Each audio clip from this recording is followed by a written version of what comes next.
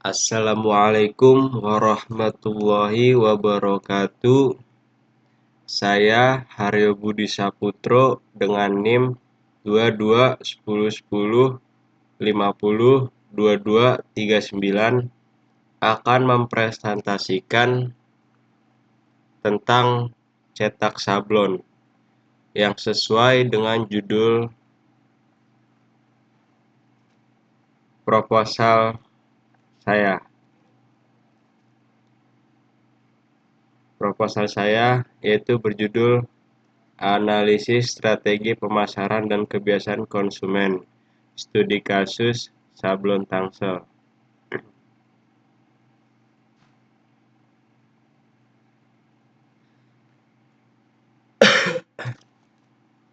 Pada bab pendahuluan, saya akan menjelaskan bahwa cetak sablon merupakan teknik cetak yang memproduksi citra visual yang memanfaatkan film sebagai screen master pada cetakan. Dalam kenyataannya, medium cetak menggunakan poster, packaging, dan t-shirt. Teknik cetak sablon sering juga disebut teknik cetak sharing, karena tinta melewati screen yang telah diaduk sehingga bisa sampai di kain sebagai medianya. Agar tinta sablon menempel dengan kuat, dipastikan menyablon 1-3 kali pengulangan. Di antara perulangan tersebut juga dilakukan proses curing atau pemanasan tinta. Prosesi terakhir yaitu pengepresan supaya tinta lebih matang dan hasil maksimal. Sejarah cetak sablon. Pada zaman dahulu, pada tahun 960 sampai 1279 Masehi, di Tiongkok pertama kali teknik sablon ditemukan. Lalu di Jepang dikembangkan untuk mencetak motif kain kimono. Karena kalau menggunakan goresan tangan akan mahal, maka dari itu menggunakan teknik sablon untuk menekan harga. Setelah terkenal di Jepang, di daratan Eropa juga terkenal dengan teknik sablonnya sekitar tahun 1851 sampai 1862. Joseph Swan, bangsawan Inggris, menemukan produk Atot Pie. Tidak ketinggalan, pada tanggal 11 Juli 1907, Samuel Simon mendapatkan paten cetak sablon menggunakan screen berbahan kain chiffon. Kemudian di Amerika, teknik sablon digunakan pada kain tekstil di tahun 1924. Selanjutnya tahun 1946, MC Connick dan Penney menciptakan mesin untuk membuat cetak sablon. Seorang investor bernama Michael Van Shelton ingin mengembangkan mesin penyetak sablon yang dapat mencetak lebih dari satu warna. Kesuksesan mesin sablon Michael Vasillanton yang telah dipatenkan pada tahun 1960 pelan-pelan digunakan di berbagai industri negara Amerika Serikat. Sampai sekarang mesin sablon masih dipergunakan di dunia. Di negara Indonesia, teknik sablon mulai masuk ketika masa penjajahan Belanda dan Jepang. Biasa digunakan untuk mencetak poster, spanduk, untuk propaganda, dan berkembang menjadi motif kain. Vision and Mission. Pada fokus penelitian, ada bagaimana karakter kebiasaan konsumen terhadap kepuasan layanan sablon Tangsel. 2. Strategi pemasaran sablon Tangsel pada kebiasaan di zaman sekarang. 3. Bagaimana kebiasaan penjual pada loyalitas konsumen sablon Tangsel. 4. Analisa pemasaran sablon Tangsel sesuai dengan kebiasaan penjual terhadap pembeli. Tujuan penelitian untuk mengetahui bagaimana strategi pemasaran yang dilakukan sablon Tangsel dan pengaruh kebiasaan konsumen pada sablon Tangsel. Yang kedua, untuk mengetahui faktor apa saja yang menjadi penghambat dalam strategi pemasaran guna meningkatkan penjualan.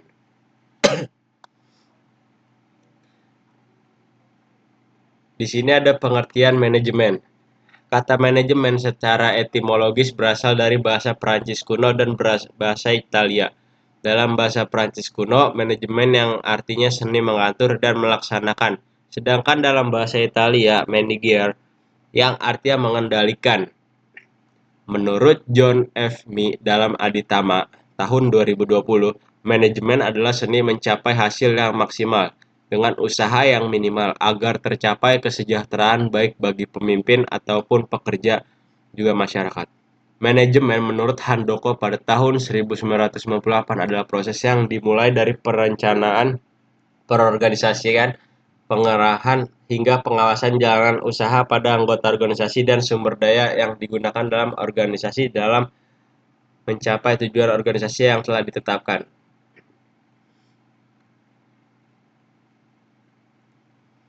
Fungsi manajemen. Berbagai ahli manajemen memiliki pandangan yang sedikit berbeda tentang fungsi manajemen. Namun secara umum keempat fungsi itu adalah perencanaan, pengorganisasian, pengarahan, dan pengendalian merupakan konsensus yang paling banyak diterima.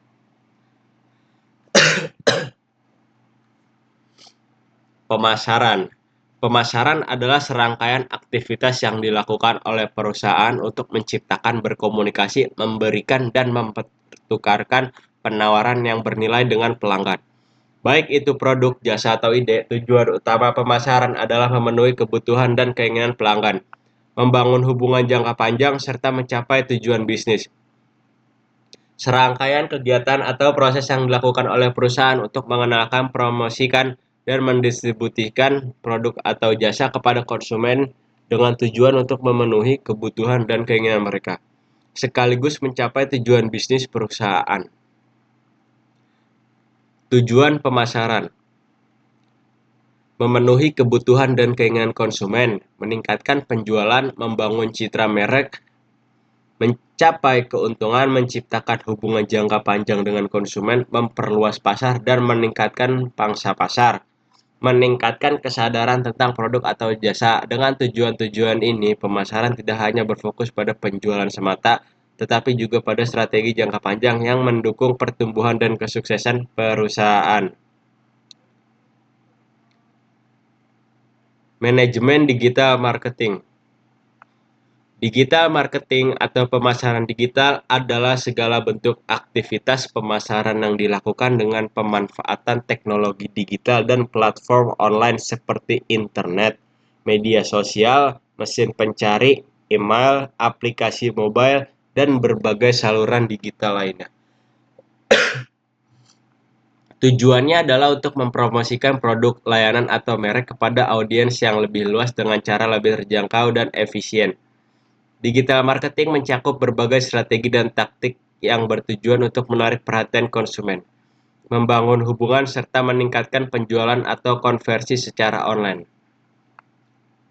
Keunggulan digital marketing: jangkauan lebih luas, biaya lebih efisien, mudah diukur dan dianalisis, interaksi langsung. Manfaat digital marketing: jangkauan global, biaya yang lebih efisien, targeting yang lebih akurat, hasil yang dapat diukur, interaksi langsung dengan konsumen, personalisasi dengan pengalaman pelanggan, meningkatkan brand awareness, kemampuan untuk bersaing dengan perusahaan besar, meningkatkan konversi dan penjualan, pemasaran 24/7, fleksibilitas dalam strategi pemasaran, meningkatkan kredibilitas dan kepercayaan. Analisis.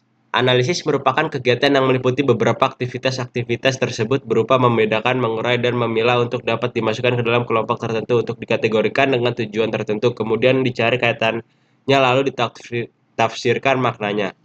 Menurut Kamus Besar Bahasa Indonesia, analisis adalah penguraian suatu pokok atas berbagai bagiannya dan penelahan bagian itu sendiri serta hubungan antar bagian untuk memperoleh pengertian yang tepat dan pemahaman arti keseluruhan. George Keraff pada tahun 2004 menyatakan, analisis adalah sebuah proses untuk memecahkan masalah sesuatu ke dalam bagian-bagian yang saling berkaitan dengan satu sama lain. Tujuan analisis. Analisis adalah proses mengurai suatu informasi atau data menjadi bagian-bagian yang lebih kecil untuk kemudian dipelajari dan dipahami secara mendalam. Tujuan analisis adalah untuk mengubah data mentah menjadi informasi yang bermakna dan dapat ditindaklanjuti. Dengan memahami tujuan analisis, Anda dapat menggunakannya untuk memecahkan masalah, membuat keputusan lebih baik, dan memperoleh wawasan yang berharga.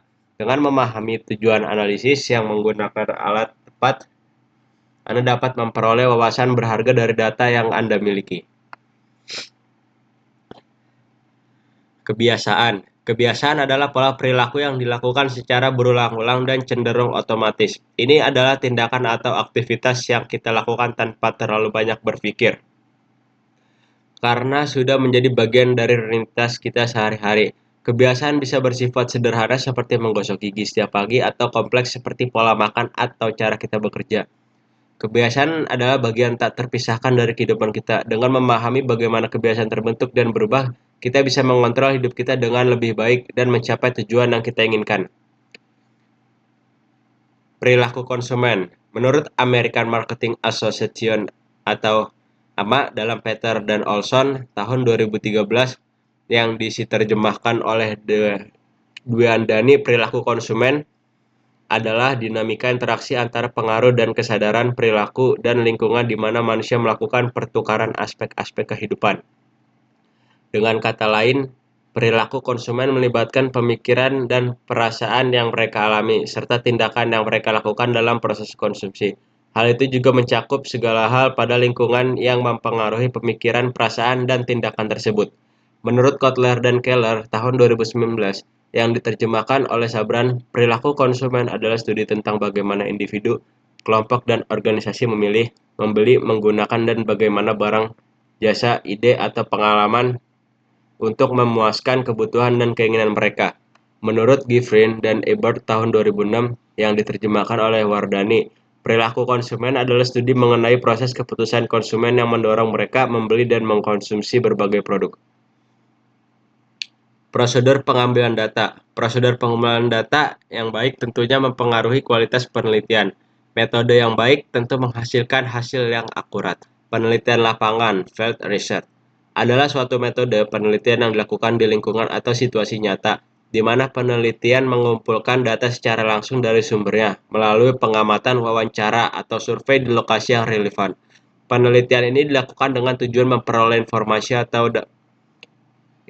yang lebih mendalam mengenai fenomena yang diteliti dalam konteks nyata atau alami. Sekian dari saya. Wabillahi taufiq wal hidayah. Wassalamualaikum warahmatullahi wabarakatuh.